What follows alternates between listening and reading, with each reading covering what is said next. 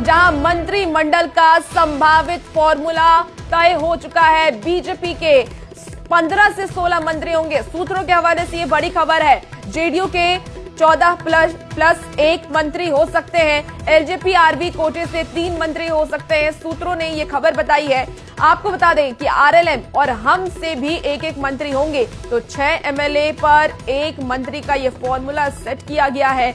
नई सरकार का फॉर्मूला करीब करीब बनता हुआ नजर आ रहा है। इस बार आपको बता दें कि एनडीए ने पूर्ण बहुमत हासिल कर ली है, बम्पर जीत हुई है और अब नई सरकार का फॉर्मूला तय हो गया है। सूत्रों के हवाले से ये बड़ी खबर आ रही है। और देखिए, पटना में सीएम आवास से सीधे हमारे साथ आनंद अमृतराज लाइव जुड़ गए हैं। आनंद, मंत्रिमंडल का फॉर्मूला अब तय होने वाला है और क्यों ना हो, क्योंकि बम्पर जीत हुई है। ऐसे में क्या लग रहा है, पहले वाले मंत्रियों को ही रिपीट किया जाएगा या किसी नए चेहरे को इस बार मौका मिल सकता है?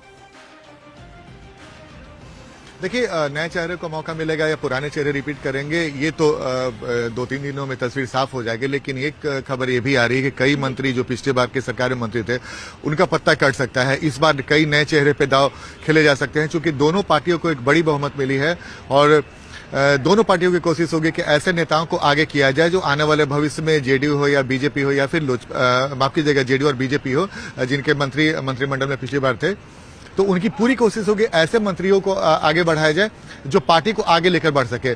इसलिए जो हमारे सूत्र बता रहे हैं कि लगभग आधे के आसपास के मंत्री का पत्ता इस पर कर सकता है। दूसरी महत्वपूर्ण बात कि एक मंत्रिमंडल का फॉर्मूला होता है। पिछली बार भी हम लोगों ने देखा था, इस बार भी जो हमारे सूत्र बता रहे हैं कि 6 का फॉर्मूला हो सकता है। अगर ऐसे हिसाब से देखें तो 15 छक्के 90, अगर 15 से मल्टीप्लाई करते हैं 6 का तो 90 होता है और 89 सीट है बीजेपी के पास, तो उनके खाते में 15 सीट आ सकती है। अगर आप 84 सीट पे देखें जेडीयू को, तो 14 छक 84 वो भी होता है, तो उनके हिस्से में 14 आ सकता है। लेकिन मुख्यमंत्री की कुर्सी जो अब तक नीतीश कुमार इसमें सबसे आगे चल रहे हैं। क्या जेडीयू के मंत्रियों में बदलाव हो सकता है? 2025 का जो फॉर्मूला होगा वो किस तरीके का होगा? देखिए, जैसे कि मैंने आपको बताया कि पिछले बार मंत्रिमंडल में कई पुराने चेहरे मंत्री बनाए गए थे, लेकिन इस बार जैसे कि मैंने आपको बताया कि जेडीयू में परिवर्तन हो सकता है।